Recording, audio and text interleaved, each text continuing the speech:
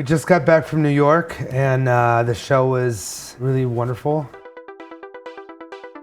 It was very cool seeing a lot of the models that have been my friends for years, and we've never really been in this type of situation. And then there were the models that I hadn't met. I really expected a little bit more like New York sass, but everybody really took me under their wing. I felt like family right away. Basically, we were still working on the collection like right when we were finishing on the way to the airport. So right when we got to the airport, of course, we had a couple of drinks. It started with, we had a beer and they were like, well, with your beer, there's a $5 shot. So we drank a beer, had our shot, got on the airplane. We had a vodka something. It was Kiki. We had and no, I had a tequila. Then Ashton sent me a vodka something, and after I had already ordered wine. Yeah. So I just did all of it. Basically passed out, woke up in New York. Went straight to Gotham Hall and had fittings already lined up the entire day. We had not even gone to the hotel, we hadn't showered, we hadn't brushed our teeth, we hadn't done anything. I wasn't at all. I was mad. I was mad. Chris was asleep before the first Marco was fucking drunk when we arrived in New York. We only had 2 days to fit everybody there and get all of the alterations done and finish everything else that we had to do without a studio or anything. We were doing everything that we could possibly want to do in the entire city of LA in one little room. It was really cool because we had some awesome talent come in, and it really like brightened up the atmosphere. You know, you get a couple queens in there and everybody starts talking and laughing, so it was good. We were probably 30, 40 minutes out before the show was starting, and we still had a lot of work that needed to get done. And so I went on Periscope and asked for a drag come-in, and they happened to be down the street coming to the show.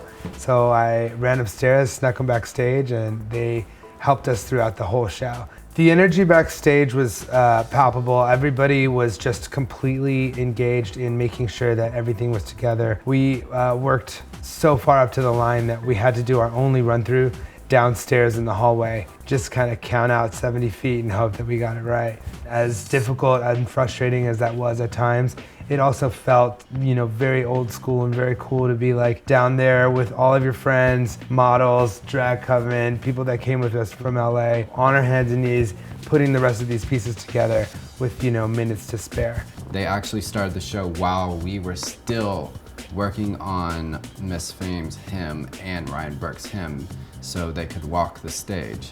Oh my gosh, I have no idea what the deal was with Miss Fame and her stalker. He was a clever boy, and he convinced both of us that he was supposed to be there somehow. Miss Fame is a total pro, and even though she had no idea who this person on stage with her was, and was actually kind of a little weirded out by the entire experience, she just went along with it, got up on that stage, and worked it to where I started to think that maybe he was supposed to be there.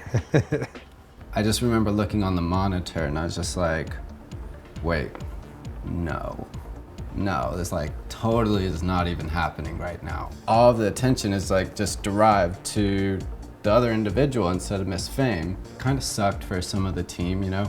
We worked really hard and we, you know, kind of had to share that moment with a stranger. All in all, in New York was really an incredible experience, but I'm so excited to be back here in LA preparing for the next section of this show. And it's basically where we finish off everything that we started. Think of this as like a battle. One side just went and the other side's gonna go now. You know, LA, you're gonna see a lot of old faces, but you're gonna see a lot of new faces too. People I've met since the last couple shows. People that I've always wanted in the shows, but haven't had the chance to be. 13? 41, 32. Marco is, it's very much like why I kind of started, like why I wanted to be in fashion. It's very theatrical. Like it's actually a lot of fun when you're on the runway. It's not just everyone's doing the same thing. It's like a bunch of robots. You get to show off like your personality as well. We're making a turkey. We're making a turkey. It's getting close to Thanksgiving.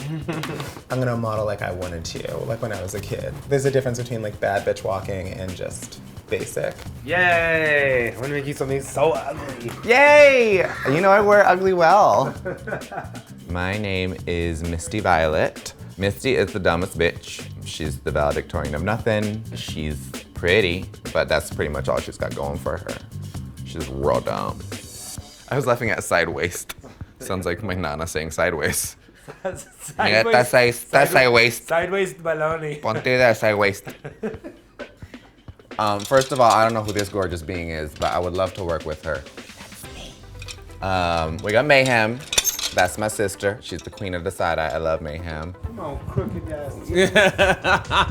Gonna be my third time walking for Marco, and my inspiration every year is to channel my inner Naomi Campbell. This is my other sister, Cupcake. I fucking love Cupcake. I'm so glad she's in it with me too. I can't believe you picked me, Marco, with these boobies. That's why I picked you. Those awful tits. Nobody has boobies like these. My name is Cupcake Canne, and I'm years old. And I'm from Los Angeles, California. I mean, I know that it's mostly like RuPaul's girls, like people that are really, really well known, which is why it's such an honor to be asked. So I met Vicky in Detox because we did a show called Showgirls in Drag. And I was actually Detox and Willem's understudy. That's where I really started drag too, because I was just with them every single day, just absorbing. They didn't really adopt me, but I was around and I just tried to learn, take the scraps. It's almost like this is vulgar. This is vulgar. Can you do that a little bit more, thanks? If I'm saying it's vulgar, it's a problem. It's kind of like, whoop, look, come in there. Yeah, like look at this is my fallopian channel. This is where I keep my eggs.